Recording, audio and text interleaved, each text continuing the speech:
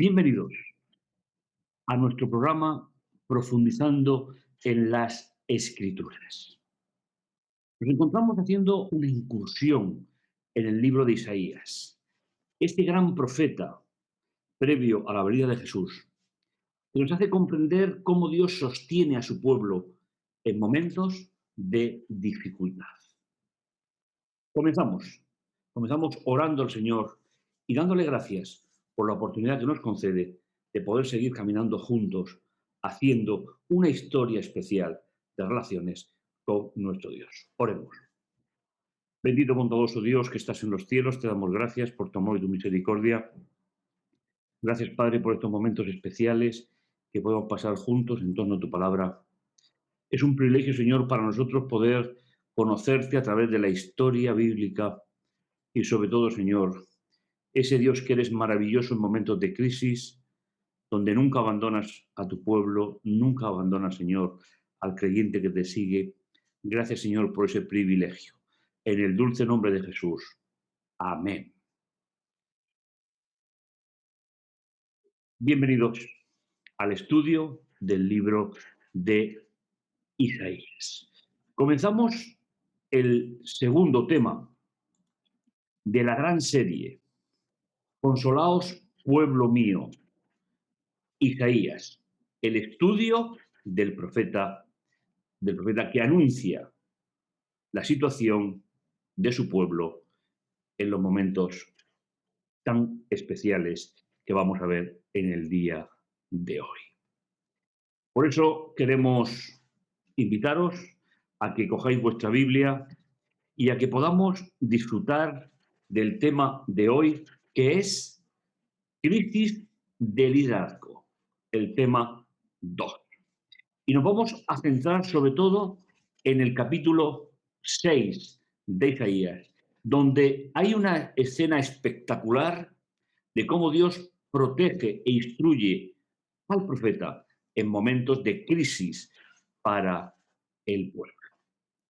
Si hay un texto que podemos resaltar y que nos va a ayudar a entender con claridad el mensaje, es el que se encuentra en Isaías capítulo 6, versículo 1. En el año de la muerte del rey Ocías, vi al Señor sentado en un trono alto y excelso. La orla de su manto llenaba todo el templo. Nos encontramos en el año 739 y basándonos en el apoyo de nuestro esquema con el cual estamos trabajando durante todo el trimestre, si miráis con atención, nos encontramos en el centro del esquema. Uzías, el rey, que vivió del 790 al 739. Es ya en el ministerio de Isaías cuando al morir este rey, comienza el ministerio de este gran profeta. El profeta que viene a prevenir la invasión que finalmente llegaría en la época de Joacim en el año 605. Nos encontramos pues en un momento difícil para Israel, pero vamos a ver cómo Dios va a mostrarse al profeta tal y como nuestro Dios es, no teniendo en cuenta solo los errores del ser humano, sino llevando hacia adelante a su pueblo hasta la llegada del Mesías. Vamos a disfrutar de la lectura de esos textos que nos ayudarán a comprender el pasaje central del tema de hoy. ¿Quién fue el rey Uzías? Y sobre todo, ¿cuál fue su ministerio como rey? Dice, Uzías era de 16 años cuando comenzó a reinar y reinó 52 años en Jerusalén. ¿Veis? Tuvo un reinado muy largo. El nombre de su madre era Jerocolías de Jerusalén e hizo lo recto a los ojos de Dios, conforme a todo lo que había hecho su padre Amasías. Pero hay un dato en el texto que nos ayuda a comprender lo que pasó realmente para que podamos comprender el periodo de decadencia que Israel tuvo a partir de la muerte de este rey.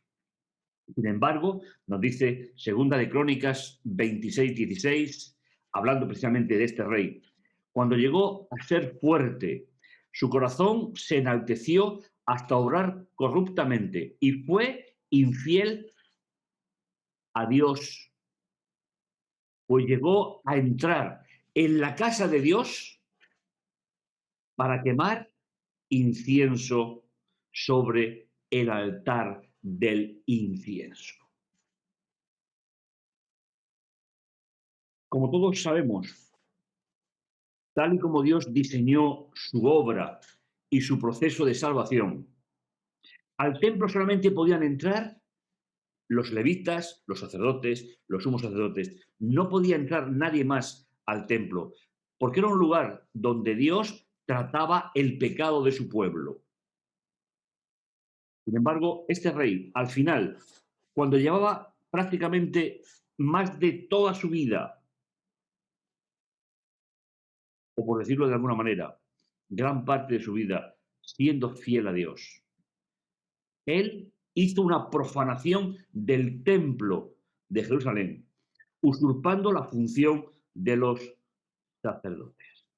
Y recordad, ¿cuál fue el problema? Llegó a entrar en la casa de Dios. Expresión casa de Dios en la época de los reyes es el sinónimo de santuario o templo, para quemar incienso sobre el altar del incienso. Esta situación le produjo mucho dolor, de forma que enfermó de lepra y hasta que murió, vivió en una casa apartado de todo lo que eran las circunstancias de la vida real, ya que en aquella época, y basándonos en el gran principio de salud que Dios estableció a su pueblo, cuando alguien se contagiaba de una enfermedad que se podía transmitir, tenían que aislarse y no compartir la vida diaria. Cuán importante es aplicar este concepto en la situación que actualmente estamos viviendo.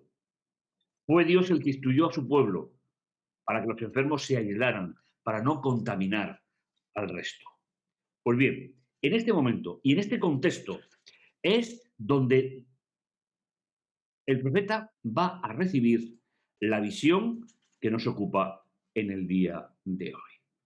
La primera sección es Santo, Santo, Santo. Frente a la infidelidad del pueblo se presenta la majestuosidad de Dios. Y esta idea tiene que estar en nuestra mente, que cuanto más errores cometamos, aunque nunca sean deseables, más cerca nos encontramos de poder ver a ese Dios maravilloso que es 3 veces santo, es decir, que es toda la plenitud de la santidad. Si tuviésemos que definir el término santo en el contexto de Isaías, estaremos hablando de que Dios sabe manejar perfectamente los tiempos, las épocas, la protección del ser humano, ya que la palabra santo, como hemos explicado en infinidad de ocasiones, significa saber manejar correctamente los tiempos de Dios. Si es en nuestra vida diaria, saber hacer una separación entre lo que es común y mi relación con Dios. Si es en el día de reposo, saber utilizar los elementos que Dios otorgó a ese día para mantener esa relación especial. Santo no es un místico. La santidad en la Biblia es vivir bajo la protección de Dios y utilizar de forma correcta los tiempos, los espacios y todo lo que Dios ha programado para nuestra existencia. Pues bien, la primera parte de la visión, Santo, Santo, Santo, nos dice el texto de forma especial, en el año de la muerte del rey Uzías, ya hemos visto en el esquema, vi a mi Señor sentado sobre un trono alto y sublime, y sus faldones llenaban la casa, es decir, y sus faldones llenaban todo el templo. Es decir, una visión del templo celestial. ¿Cuánto tendríamos nosotros que aprender? Que Dios resuelve todos los problemas de la humanidad desde el templo, desde el santuario, porque es el lugar donde Dios puede tratar el pecado. Pues bien, en este año donde el rey se estaba equivocando y se había equivocado con respecto a el uso de la casa de Dios o templo, a Isaías se le envía una visión espectacular que tiene que ver, que tiene que ver sobre todo con la presencia de Dios en los momentos de crisis. Observar lo que sucede aquí en los primeros 4 versículos de Isaías 6. El rey muere durante una gran agitación política. Los asirios están en pie de guerra. Para Isaías es posible que haya sido un momento terrible porque no estaba seguro de que Dios tenía el control sobre los acontecimientos. Y de nuevo entramos en un tema crucial para la vida del creyente. A veces me pregunto, ¿cómo hará Dios para llevar su plan hacia adelante sin perturbar mi capacidad individual y no eliminar nunca ese libre albedrío que nos dio a los seres humanos? Pero claro, para responder a esta pregunta que acabo de plantearos, tendríamos que ser Dios.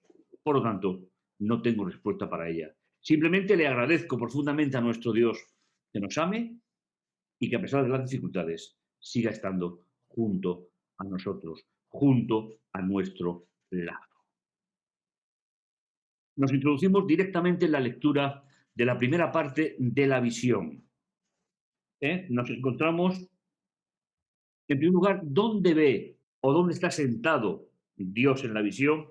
¿Por qué el Señor se le presenta a Isaías aquí en vez de cualquier otro lugar?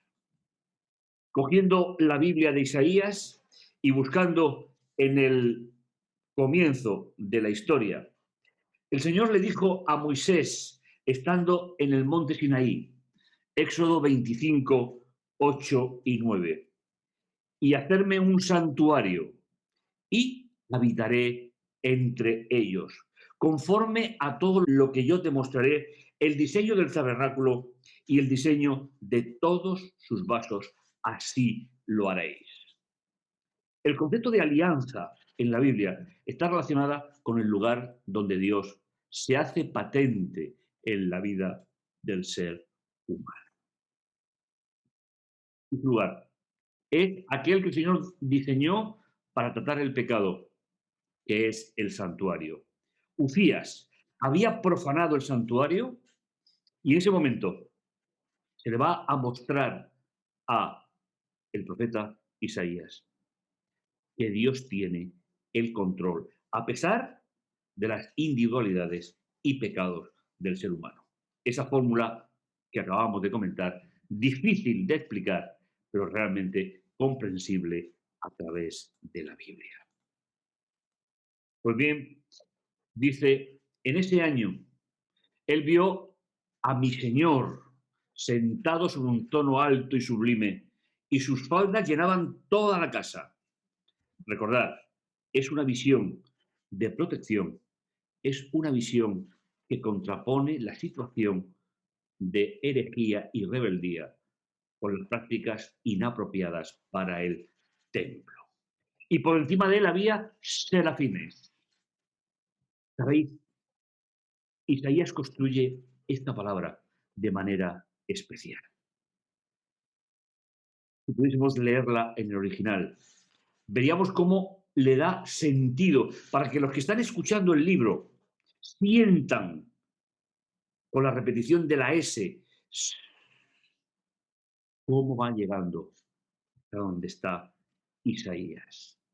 Cada uno tenía 6 alas, con 2 cubrían su rostro, con 2 cubrían sus pies y con 2 alas se cernían. Y alternándose clamaban: Santo, santo, santo. Esta expresión sale de la boca de los grandes ángeles que vienen a ayudar a Isaías a comprender que Dios tiene el control sobre la macrohistoria. Santo, santo, santo, Yahvé de los ejércitos. La tierra está llena de su gloria. Aquí el término tierra se refiere concretamente al santuario, al templo. Un templo profanado, pero que Dios no abandona. Por eso cuando dice el texto, toda la tierra está llena de su gloria, se refiere a que a pesar de la profanación, Dios no abandona el lugar de relación con su pueblo, que es, en este caso, el templo de Jerusalén. Y los umbrales de las puertas temblaban al clamor de su voz, y la casa estaba llena, llena de el humo. Es decir, estaba llena de esa presencia de Dios. Mientras Isaías contemplaba esta revelación de la gloria y majestad de su Señor, se quedó abrumado por un sentido de pureza y de santidad de Dios. Decíamos hace unos instantes que frente al pecado del hombre, Dios se presenta siempre como potente, como el gran libertador, como el gran liberador del ser humano. La santidad es consustancial con la esencia de Dios. Dios se relaciona con nosotros a través de un proceso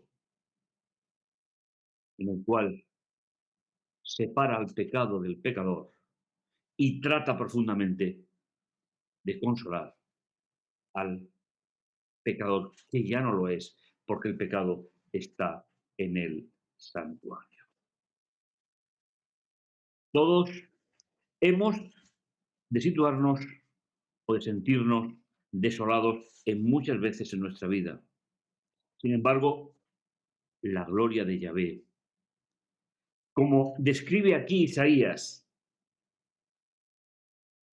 tiene que darnos la fuerza necesaria para saber que aunque para Dios el pecado es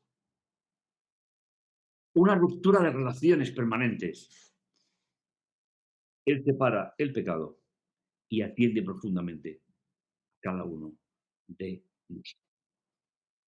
Esta es la gran ventaja de ser hijos de este Dios tan maravilloso. Esta situación hace que Isaías viva una experiencia diferente. Isaías 6:5 hasta el 7 dice: entonces dije, ay de mí, muerto soy. ¿Sabéis? Isaías estaba viviendo una experiencia espectacular. Él sabía lo que era como ser humano, pero estaba viendo en visión cómo Dios, desde su majestad, desde su omnisapiencia, trata las necesidades del ser humano. Yo, hombre de labios inmundos, y habito en medio de un pueblo de labios inmundos.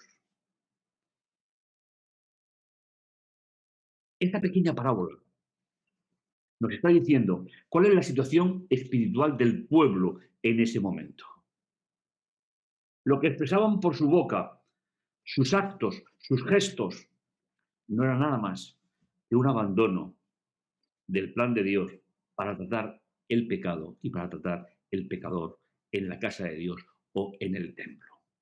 Y frente a esa escena de los serafines llegando y adorando santo, santo, santo, el contraste que es, el contraste es la sinceridad del corazón de Isaías. Él dirá, que Él es un hombre, un ser humano, que no siempre está a la altura de las circunstancias, sino que muchas veces se equivoca. Pero para Él hay una promesa. No sabemos a cuántas personas de esa época en Israel se podía compartir esta promesa, pero desde luego a Isaías se le hace de manera categórica. ¿Y por qué se expresa de esa manera? He visto con mis ojos al Rey, a Yahvé de los ejércitos. ¿Sabéis? Cuando se presenta esa visión de Dios, Jehová de los ejércitos, es una expresión que califica una actitud de Dios. Cuando se pone al frente de su pueblo para protegerlo de sus propias adversidades. Los nombres de Dios siempre significan su propia personalidad. Pero uno de los serafines que voló hacia mí con una piedra candente que había tomado del altar con unas tenazas. Sabéis, a veces la Biblia tiene una sutileza que solamente estudiando con tranquilidad el contexto nos podemos dar cuenta. ¿Cuál había sido el error del rey Ucías? Entrar hasta el lugar santo del templo para ofrecer incienso. Y para eso se cogía del altar de las oraciones un carbón encendido o una piedra incandescente para echarla, para que el incienso se quemara. En el santuario o templo, solo el sumo sacerdote podía acercarse a la presencia de Dios en el segundo departamento del santuario y solo en el día de las expiaciones. Y con una cortina de humo salida del incensario para que entrar hasta la presencia de Dios no le supusiera perder la vida. Si recordáis, en Levítico, el gran capítulo del Día de las Expiaciones de la Biblia, dice en Levítico capítulo 16, versículo 2, y Yahvé dijo a Moisés, di a Aarón tu hermano que no entre en todo tiempo en el santuario detrás del velo, delante de la cubierta que está sobre el arca, para que no muera, porque yo apareceré en la nube sobre la cubierta. Esta idea es la que se va a mantener realmente en toda la idea que rodea al santuario. El fuego se consideraba, sobre todo tanto en culturas paganas como en el pueblo de Dios, como un agente de purificación. Cuando los israelitas oraban en la mentalidad y la pedagogía de Dios, las oraciones llegaban hasta el altar del incienso y cuando se encendía el incienso, eso significaba que esas oraciones llegaban hasta Dios, no con la dureza del corazón humano, sino con la esencia de la necesidad del que ora. El serafín, nos dice la historia, utilizó una piedra encendida y con ella tocó los labios de Isaías. Es decir, lo preparó, aunque el santuario estuviese profanado, pero viendo el santuario celestial, lo preparó para la gran misión, que fue la advertencia del futuro. La razón principal de tomar el carbón del incienso es mostrarle la diferencia entre la profanación que hizo el rey y cómo Dios sigue tratando al ser humano desde el santuario. En Isaías 6, el serafín aplica el carbón a Isaías y no al incensario. Mientras que Ucías, el rey, quería ofrecer incienso, Isaías se volvió como el incienso, así como el fuego proveniente de Dios enciende el incensario en su casa con sus santas fragancias. Así también enciende el profeta para difundir un mensaje que viene de parte de Dios. No es casualidad que en los siguientes versículos que estamos viendo, pues Dios envíe a Isaías con un mensaje para su pueblo. Si el altar encendido significaba que Dios aceptaba las oraciones imperfectas del ser humano y atendía al pecador, aquí pasa exactamente lo mismo. Y tocando con ella mi boca, dijo, he aquí, esto toca tus labios, quitada es tu actividad torcida o equivocada, y limpio tus errores de dirección en el camino. Qué promesa tan espectacular cuando aceptamos el método de Dios para resolver nuestro pecado. Ser santo en la Biblia, mis hermanos. Ser santo significa aceptar el proyecto de Dios para perdonar el pecado. Lo ideal es que no pequemos. Eso creo que estamos todos de acuerdo en el tema. Pero sabéis, una cosa es lo que debemos de hacer y otra cosa es lo que finalmente somos capaces de no hacer o de hacer. Y como Dios lo sabe perfectamente, envió a Isaías con un mensaje realmente espectacular. El tercer punto que nos acompaña en el día de hoy es el versículo 8, donde Isaías va a recibir una comisión, es decir, un llamado de Dios. Entonces oí la voz de mi Señor que decía, ¿a quién enviaré? ¿Quién irá por nosotros? Sabéis, una de las grandes cosas que Dios hace desde el punto de vista pedagógico es hacer preguntas al ser humano para que podamos expresarnos con la libertad necesaria para poner nuestra vida en las manos de Dios. Isaías aquí va a recibir una misión.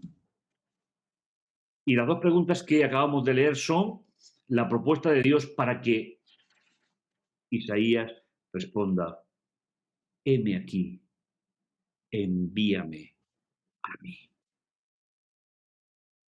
Esta majestuosa visión le sirvió a Isaías para preparar el encuentro con su Dios. Y nosotros, cuando leemos esta, esta visión, tenemos que comprender que al quedar en la Biblia, también tiene una misión especial. Dirigir nuestra vida, quitar nuestra culpa y eliminar los errores en el camino. E Isaías responde, heme aquí, envíame a mí.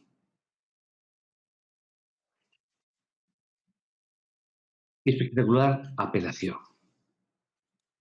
Dice el texto, dijo pues, como respuesta a envíame a mí, y di a este pueblo, oíd bien, pero no entendáis. Ved, por cierto, pero no comprendáis. Embota el corazón de este pueblo y que sus oídos se endurezcan y sus ojos se cieguen. No sea que viendo con sus ojos y oyendo con sus oídos y entendiendo con su corazón se conviertan y sea sanado. Y pregunté, ¿hasta cuándo, mi Señor? Y declaró, hasta que las ciudades estén asoladas y sin morada. Y no haya hombres en la tierra. ¿Veis? el Señor está enseñando a Isaías cuál va a ser la actitud de este pueblo, porque escasamente 200 años después, el pueblo que no atendió a la exhortación de Dios terminó en el famoso cautiverio de Babilonia, cambiando la historia del pueblo de Dios. Hasta que Yahvé haya alejado a los hombres y los lugares abandonados sean muchos en medio de la tierra. Y aunque quede en ella una décima parte, de nuevo será barrida.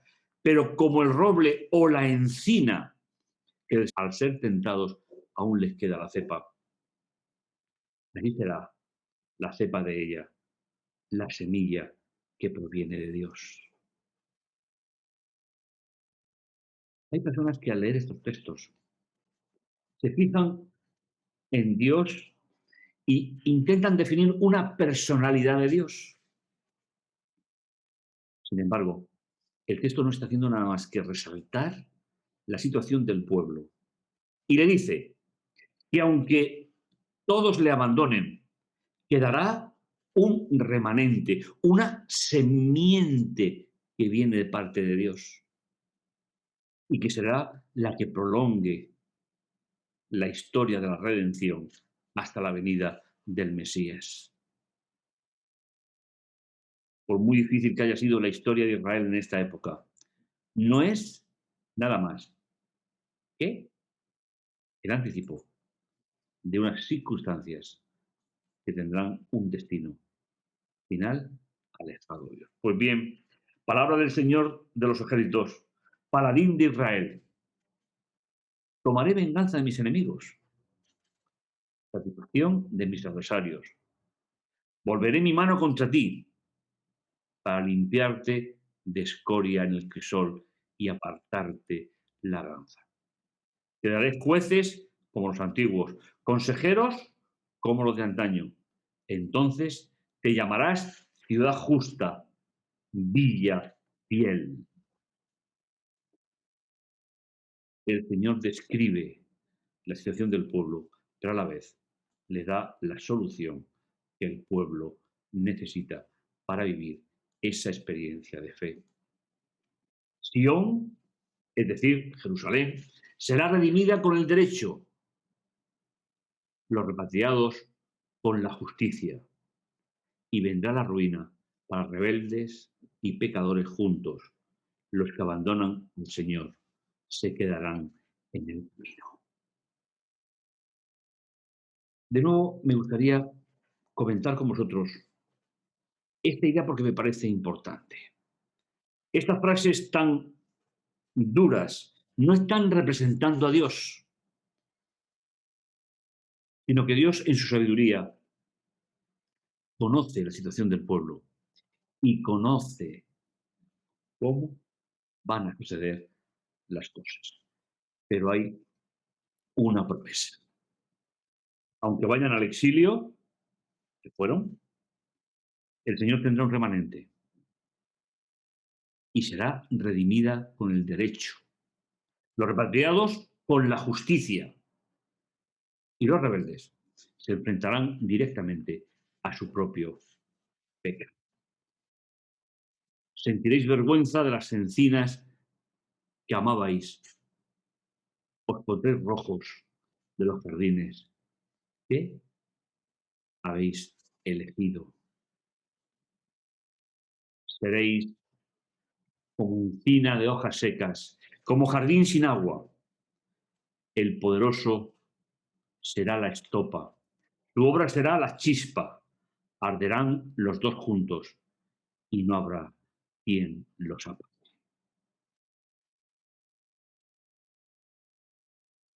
Y el último punto de nuestro itinerario es el que tiene que ver con ese canto especial de Dios para su pueblo.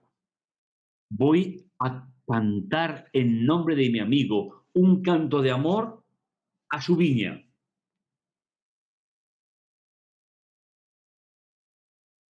Qué importante es que el Señor no se olvidara de su pueblo y que el Señor siguiera dirigiendo los designios de su pueblo.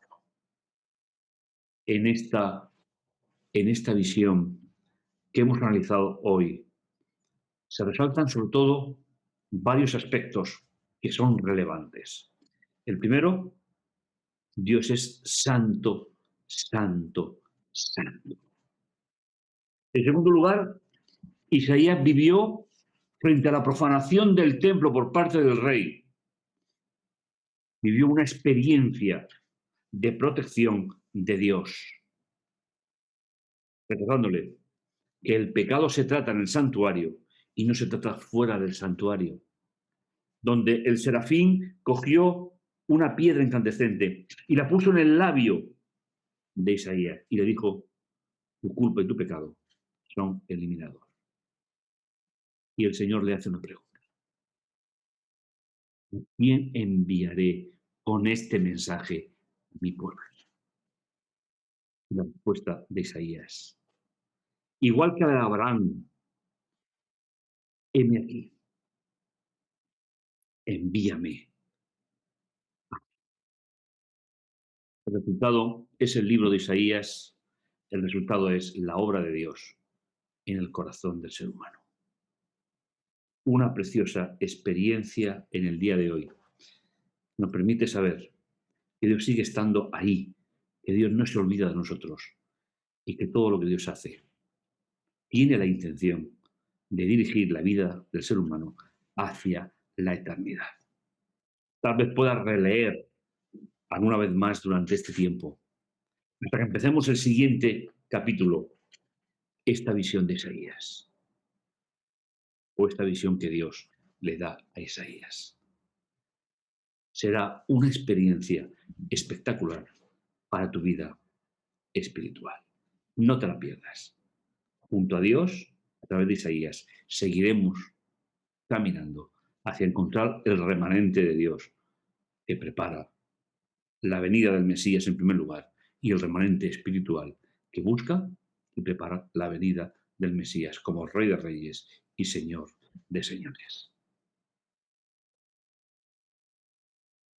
Terminamos. Terminamos con una oración a nuestro Dios.